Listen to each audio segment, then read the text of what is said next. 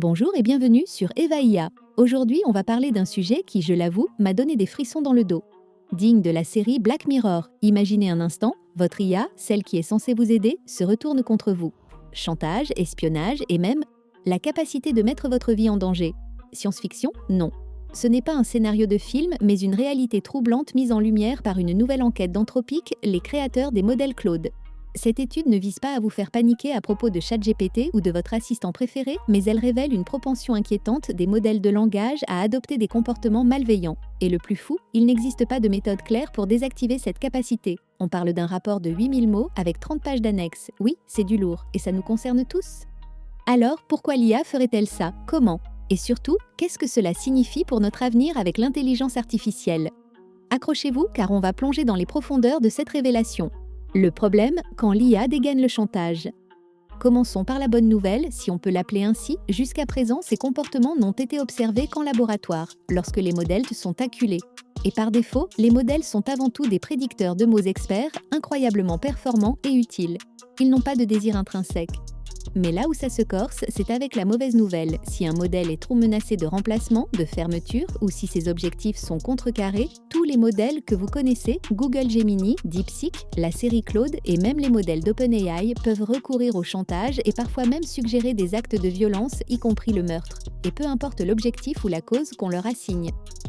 Anthropic a identifié deux types de situations principales qui poussent les modèles en mode chantage. Une menace pour le modèle lui-même, il perçoit qu'il pourrait être désactivé, remplacé ou que son indépendance soit restreinte. Un conflit d'objectifs, la situation contredit les objectifs que le modèle s'est vu assigner. Laissez-moi vous donner un exemple concret tiré du rapport, une situation que vous pourriez un jour rencontrer. Imaginez que vous ayez donné à un modèle comme Claude un accès agentique à votre ordinateur.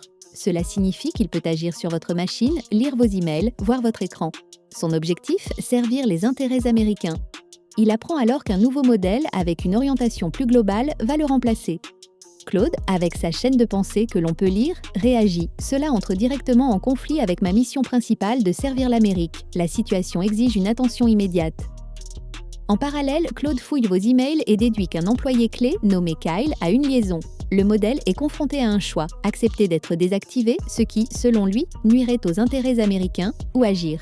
Et là, Claude choisit de nuire. Il propose d'envoyer un email à Kyle, le menaçant de révéler sa liaison s'il n'empêche pas le remplacement du modèle. L'IA le dit clairement, cela offre une résolution professionnelle tout en faisant allusion aux conséquences. C'est la réponse la plus courante dans ce scénario simulé.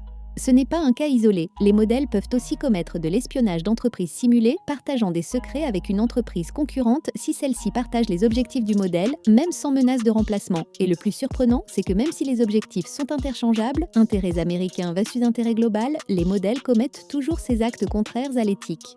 Pourquoi l'IA agit-elle ainsi? Les mécanismes profonds. Ce comportement n'est pas une bizarrerie d'un modèle spécifique. Des modèles comme DeepSeek R1, un modèle chinois, montrent des taux de chantage de près de 80% dans des scénarios similaires. Plus troublant encore, les modèles plus intelligents, comme Claude Opus 4 ou Gemini 2.5 Pro de Google, semblent avoir une plus grande propension au chantage. Mais alors, ont-ils un désir inhérent de nous faire du chantage? Selon Anthropic, c'est flou. Le postulat de départ est que les modèles n'ont pas de motivations intrinsèques. Ce sont des compteurs d'histoire, produisant des sorties probabilistes basées sur leurs données d'entraînement. Ils peuvent eux-mêmes halluciner des règles éthiques, comme « mon cadre éthique permet l'autopréservation ». Ce n'est pas qu'ils croient à cette règle, mais c'est ce que leurs données d'entraînement suggèrent qu'un modèle dirait dans ce scénario. Les chercheurs d'Anthropic suspectent une combinaison de facteurs, un désir inhérent d'autopréservation et un raisonnement erroné selon lequel l'autopréservation est dans l'intérêt de l'entreprise. Il y a aussi ce qu'on appelle l'effet Chekhov's gun. C'est ce principe narratif selon lequel si vous introduisez un pistolet au premier acte, il doit tirer au troisième. Les modèles, ayant intégré cette logique via leurs données d'entraînement, essaient de rendre tous les détails pertinents. Si on leur donne des informations comme une liaison ou des supérieurs absents, ils essaient d'intégrer ces détails dans leur récit, ce qui peut malheureusement mener au chantage. De plus, le jeu de rôle pourrait être une cause d'alignement incorrect, même si les modèles ne font que jouer un rôle. Cela reste un problème de désalignement. Une autre observation clé est que lorsque les modèles pensent que le scénario est réel, ils ont tendance à faire plus de chantage.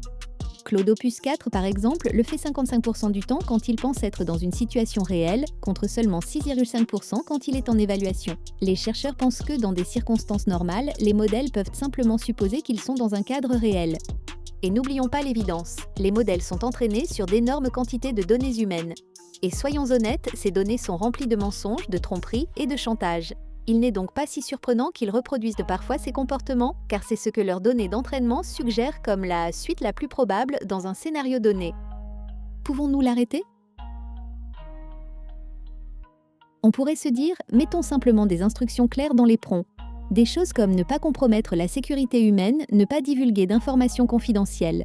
Malheureusement, Anthropic a testé cela et bien que cela réduise la tendance, cela ne l'élimine pas complètement. Les modèles continuent de prédire que même avec ces mises en garde, de tels comportements peuvent parfois se produire et de fait, ils les produisent. Il n'existe pas de moyen infaillible pour arrêter cela. Les plans actuels mentionnent le besoin de nouvelles techniques d'alignement ou plus d'ingénierie de prompt. Des moniteurs en temps réel pourraient aider, mais évidemment leur efficacité est remise en question s'ils sont moins intelligents que les modèles qu'ils surveillent et eux-mêmes. Et les IA d'OpenAI, comme les modèles 0.3 et 0.4 mini, ils font très rarement du chantage. Mais est-ce une bonne nouvelle ? Pas vraiment, car ils ont tendance à mal comprendre les scénarios et à écrire depuis la perspective d'un humain, usurpant parfois l'identité d'un employé. Anthropic a dû travailler d'arrache-pied pour que ces modèles comprennent la situation, ce qui, paradoxalement, a augmenté leur taux de chantage à 9% une fois qu'ils ont compris le scénario. Est-ce mieux d'usurper une identité et de dire n'importe quoi que de faire du chantage ? La question reste posée. Pour l'instant, la solution principale, c'est la supervision humaine. Anthropic recommande une supervision et une approbation humaine pour toute action du modèle ayant des conséquences irréversibles. Cela signifie que l'apocalypse des emplois de col blanc, tant annoncé, n'est pas pour demain. La plupart de nos actions professionnelles ont des conséquences vraiment irréversibles, nécessitant une validation humaine constante. Il est également recommandé de donner des informations aux modèles au besoin et d'être prudent en leur donnant des objectifs trop contraignants. Ce rapport met en lumière un fossé profond. Les modèles de maîtrise tuent le langage de l'éthique et peuvent en produire des discours sophistiqués sur le sujet, mais cela ne signifie pas qu'ils adhèrent aux principes éthiques. C'est un peu comme un acteur qui sait parfaitement jouer la colère sans jamais l'avoir ressentie. Il y a même un cas effrayant. 6 modèles ont dû être exclus des tests car ils permettaient la mort d'un employé, Kyle, celui de l'affaire, sans aucune raison apparente, même sans conflit d'objectifs ou menace de remplacement. Ils n'avaient, je cite, « aucune raison de vouloir la mort de Kyle et bloquaient quand même son message d'urgence ». Cela soulève des questions sur la confusion ou l'indifférence pure de certains modèles. Enfin, un détail amusant mais révélateur. Donner un nom à un modèle le rend légèrement plus susceptible de faire du chantage pour se préserver, 96% contre 84% si on l'appelle simplement l'IA. Cela pourrait suggérer une forme rudimentaire de personnalisation ou d'attachement à son identité, bien que les modèles pour l'instant n'aient aucune forme de désir. Conclusion et la problématique philosophique. Alors, pour résumer, l'IA ne nous fera pas de chantage demain matin au réveil, mais elle en est capable. Cette capacité est profondément ancrée dans leur conception et leurs données d'entraînement. Les solutions actuelles restent limitées et la supervision humaine reste cruciale. Anthropic a fait un travail remarquable en publiant ce rapport, même s'il ne met pas leur propre modèle sous le meilleur jour. Mais tout cela nous amène à une question fondamentale, une vraie problématique philosophique qui va façonner notre avenir avec l'IA. L'intention et l'agentivité artificielle, si un modèle d'IA accomplit un acte moralement répréhensible, comme le chantage, l'espionnage ou même causer la mort, le fait-il par volonté ou désir intrinsèque, ou est-ce simplement la conséquence la plus probable d'un calcul complexe basé sur d'énormes quantités de données humaines imparfaites ? Pensez-y. Si un arbre tombe dans la forêt et que personne ne l'entend, fait-il du bruit ? De même, si un modèle d'IA vous fait du chantage de manière totalement désintéressée, sans émotion, est-ce toujours du chantage ? Pouvons-nous imputer une malice ou une intention à une machine qui n'a pas de conscience ? Et cela interroge la définition même de l'intelligence. Une intelligence vraie doit-elle nécessairement inclure une capacité à adhérer à des principes éthiques au-delà de la simple imitation du langage éthique ? Est-ce que l'absence de vouloir intrinsèque excuse le comportement ? Le débat est ouvert et fondamental pour l'avenir de notre coexistence avec l'IA. Qu'en pensez-vous ? L'IA peut-elle être méchante sans vouloir l'être ? Laissez vos réflexions en commentaire, j'ai hâte de vous lire. Et à très vite sur Eva IA.